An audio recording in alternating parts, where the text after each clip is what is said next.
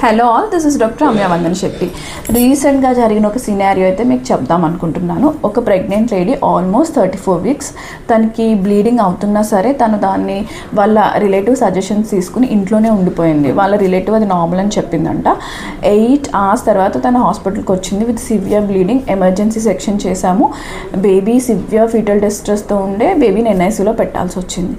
So అసలు ప్రెగ్నెన్సీలో red flag signs ఏంటో ప్రతి ఒక్క ప్రెగ్నెంట్ లేడీకి తెలియాలి. సో ఈ వీడియో చివరి వరకు చూడండి, రెడ్ ఫ్లాగ్ సైన్స్ అంటే ఏంటో తెలుసుకోండి. సో ప్రెగ్నెన్సీలో కొన్ని రెడ్ ఫ్లాగ్ సైన్స్ ఉంటాయి, అంటే డెఫినెట్గా you should visit gynaecologist in these situations. ఆ రెడ్ ఫ్లాగ్ సైన్స్ ఏంటో తెలుసుకుందాం. First red flag signs is bleeding.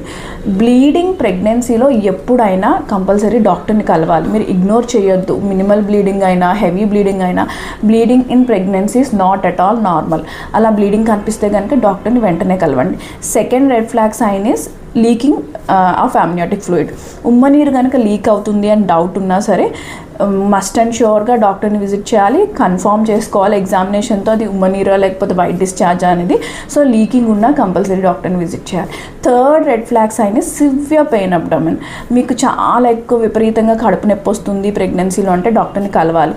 Minimal pain అప్పుడప్పుడు ఉండొచ్చు, that is okay, but severe pain don't neglect it. Fourth red flag sign is fever. ప్రెగ్నెన్సీలో ఎప్పుడు fever వచ్చినా డాక్టర్ని compulsory కలవాలి. And next red flag sign is మీకు కంటిన్యూస్గా severe vomitings అవుతున్నా డాక్టర్ని కలవాలి. The main important red flag sign is ఎప్పుడైనా ప్రెగ్నెంట్ లేడీస్ సివియర్ హెడేక్ ఉన్నా, దాంతోపాటు బ్లరింగ్ ఆఫ్ విజన్ అంటే చూపు సరిగా కనిపించకపోవడం, యూరిన్ అవుట్పుట్ తగ్గిపోవడం, ఇలాంటివన్నీ ఉంటే ఇవి signs of high BP. So ఇలా ఉన్నా సరే మీరు డాక్టర్ని కలవాలి. And one more thing is baby moments.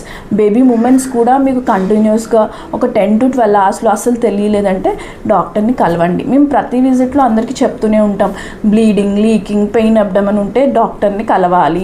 అంతేగాని మీరు సొంత నిర్ణయాలు తీసుకొని కాంప్లికేషన్ తెచ్చుకోవద్దు.